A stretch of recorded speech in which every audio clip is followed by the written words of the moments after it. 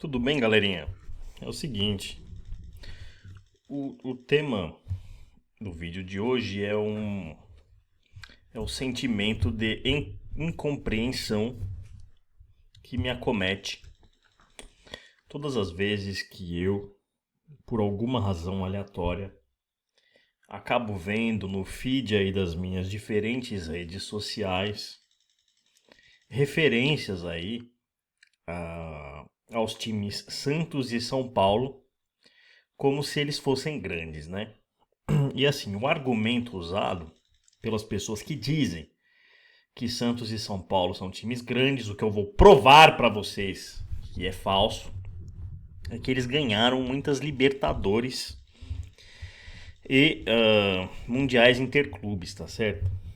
Então vamos lá, vamos começar desmontando essas mentiras. Em primeiro lugar, o Santos Futebol Clube ganhou a Libertadores da América ali nos anos 60, numa época que no Brasil todo mundo cagava para este torneio, tá certo, pessoal? Inclusive o próprio Santos, bicampeão em 62 e 63, recusou-se a jogar o torneio de 64 devido às árduas condições ligadas a gramados esburacados, arbitragem vagabunda, etc, etc, etc. Tá bom? Então olha só, depois disso o Santos jogou ali contra o Milan na Copa Intercontinental, contra o Real Madrid, se eu não me engano também, mas assim, jogar com o Milan e o Real Madrid era uma coisa normal. O próprio Corinthians ali nos anos 50 disputou muitos torneios muito mais complexos do que esse, né? Ganhando inclusive competições em cima de Barcelona, tá certo? Competições onde tinha Real Madrid, enfim, Pequena Taça do Mundo, Torneio de Caracas. São vários os exemplos aí daquele fantástico Corinthians dos anos 50 que ganhou muitas competições internacionais, inclusive a Copa Atlântico, né, de 56, que foi um dos antecedentes da Libertadores, que era muito mais complicado de ganhar do que a própria Libertadores. O Corinthians acabou pirocando o Boca Juniors na final. Então, já nessa época, nós éramos os algozes do Clube Atlético Boca Juniors. Mas trata-se apenas de uma parênteses. Então, eles dizem que o Santos é grande por causa disso, né? Ao passo que nós sabemos que esta equipe pequena, tá certo? Eu admito que é a maior equipe pequena do estado de São Paulo. Mas se você tirar o Pelé ali da história do Santos, o que sobra, senhores? Robinho e Neymar. Você vê que é um time aí que tá sempre morto, tá sempre apanhando. Enfim, não preciso provar que o Santos é minúsculo. Vocês só precisam olhar para a realidade que ela mesma vai iluminá-los, tá certo? Então olha só, em segundo lugar, o São Paulo Futebol Clube ganhou 2 Libertadores ali nos anos 90, numa época que todo mundo cagava para Libertadores também, tá? Você aí, o Enzo, o Ryan, enfim, qual que é o seu nome aí de jovenzinho? Você que começou a acompanhar futebol nos anos 2010, você acha que todo mundo sempre gostou dessa competição? Então ali nos anos 90, o que aconteceu? A piada no estado de São Paulo era que o Corinthians não tinha campeonato brasileiro.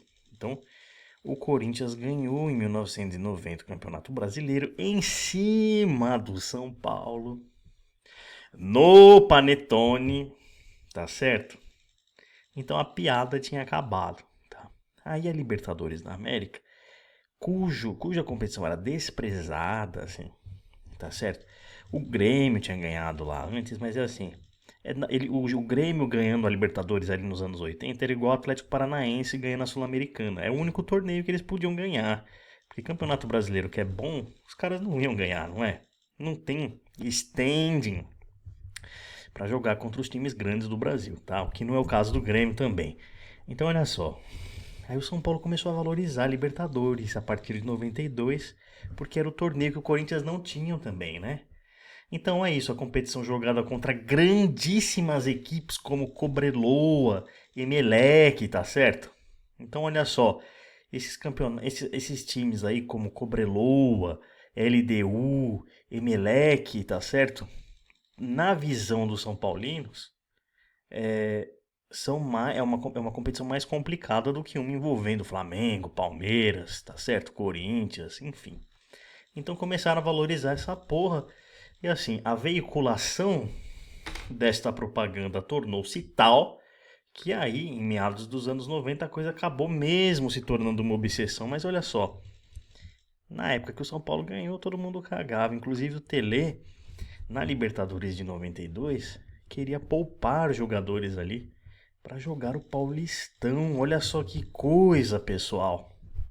Então olha só, porque eles ganharam esses torneios numa época que ninguém ligava pra essa porra, eles falam que eles são maiores, tá? Então isso tá errado, pessoal. Você que é mais jovem, acredita aqui no povo.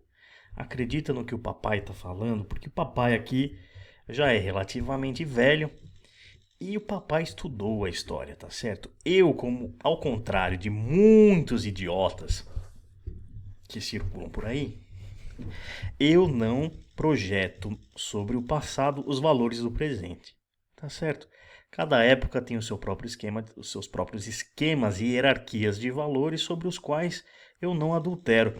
Não sou palmeirense que quer mudar o passado, que fica ali chupando a piroca da FIFA ou da CBF, chorando, sabe, com aquela mendacidade. Ai, por favor, reconhece os meus títulos. Ai, não sou palmeirense, tá? Que fica atrás de títulos ex post facto, tá? Corintiano, quem tem postura de corintiano, como diz o meu querido Kaká Catalão, não se perde neste tipo de atitude mendaz, tá certo? Então olha só, São Paulo e Santos são pequenos, ambos ganharam a Libertadores numa época que todo mundo cagava para ela. E olha só, a maior prova de que São Paulo e Santos são times minúsculos é, é você olhar aqui para o retrospecto deles contra o Corinthians. Veja só, se você pegar São Paulo e Corinthians em mata-mata, o Corinthians ganhou 17 mata-matas do São Paulo contra apenas 8 do outro lado. Como é que pode um time falar que é o maior do Brasil levando tantas pirocadas assim do Corinthians? Você acha que lá na Espanha, por exemplo, tem alguma equipe que tem uma vantagem tão ampla sobre o Real Madrid? Então olha só, o Corinthians em mata-matas, eu tô aqui vendo, tá certo, as informações do site Retrospecto Corintiano, no qual está escrito que Corinthians tem 17 vitórias em mata-mata contra 8 do São Paulo. No retrospecto geral, em 349 jogos, o Corinthians ganhou 131 vezes e perdeu 106, ou seja, ampla e inelutável vantagem alvinegra. Agora vamos falar daquele time pequeno lá da Baixada Santista. Veja só, o Gigante Santos, nos seus mata-matas contra o Corinthians, olha só, em 17 confrontos perdeu 12 para o Corinthians. Como é que pode um time ser o maior do Brasil e em 17 mata-matas perder 12 para o Corinthians, porra? Então de onde vem essa superioridade? Né? Como que essa superioridade se materializa na prática? Tudo bem, você é superior, mas você sempre apanha de mim? Que porra de superioridade é essa, tá, senhores? Dito isto, a maior prova de superioridade no Brasil é o Campeonato Paulista, porque veja bem, não adianta você ganhar um torneiozinho internacional uma ou duas vezes em um século e você achar que isso te faz maior do que a equipe que, olha só, de forma sistemática, desde 1910 até hoje, durante 100 anos, está brocando todo mundo no Campeonato Paulista. Que é a história do Corinthians. Então, olha só, meus amados, vocês não dominam nem o quintal de vocês. Quem dirá o continente, quem dirá o mundo, tá bom? Então, olha só, o Mundialzinho do São Paulo também é outra babaquice. Veja bem, esse torneio aí, Toyota Cup, o São Paulo não vive falando, né, do Mundial de 2000. é que o Corinthians não ganhou a Libertadores de 2000. Como poderia tê-la ganhado se o torneio se deu em janeiro de 2000 e a Libertadores só foi acabar no meio do ano 2000, tá? Mas enfim, representante do país sede, isso é de praxe em mundiais da FIFA. É só retardados mentais e desonestos intelectuais que pegam nesse ponto. Agora veja bem, o São Paulo disse que foi campeão mundial contra o Barcelona, só que o São Paulo ganhou contra o campeão da Champions? Perdão, contra o Milan. O Milan era o campeão da Champions League nesse ano? Senhoras e senhores, a resposta é não. O campeão da Champions foi o Olympique de Marseille. Se o Milan, que não era o campeão europeu, ganhasse do São Paulo, ele ia ser campeão mundial. Então esse amistosinho aí, Toyota, que vocês ganharam, é tão fax, tá certo? É tão título de fax como os pseudo-campeonato brasileiros do Palmeiras e a Taça 51 Pirassununga, tá bom? Então, senhoras e senhores, eu só gostaria de terminar aqui a minha elucubração dizendo-lhes o óbvio. São Paulo e Santos são times pequenos e o fato que as equipes, os torcedores dessas duas equipes pequenas, coloquem em evidência essas 3 Libertadores e esses pseudo-mundiais, tá certo? Advém do fato de que eles estão escondendo a realidade por trás, tá certo? Trata-se de 2 equipes pequenas, tá bom? E esse truquezinho de usar aí Libertadores e Toyota Cup, como se isso fosse sinônimo de grandeza, é uma feitiçaria para enganar trouxa. Então você, Enzo, Lorenzo, tá certo? Você da geração... Qual que é a geração W agora? Não sei, né? Você jovenzinho aí, babaquinha, ingenuzinho, criado a leitinho com pera, homem frágil, não seja idiota, não caia nessa, tá? Você se torce para o Corinthians, você suporta a maior equipe do Brasil ali, pau a pau com o Flamengo, tá? Então, esse é o ponto que eu queria evocar com vocês.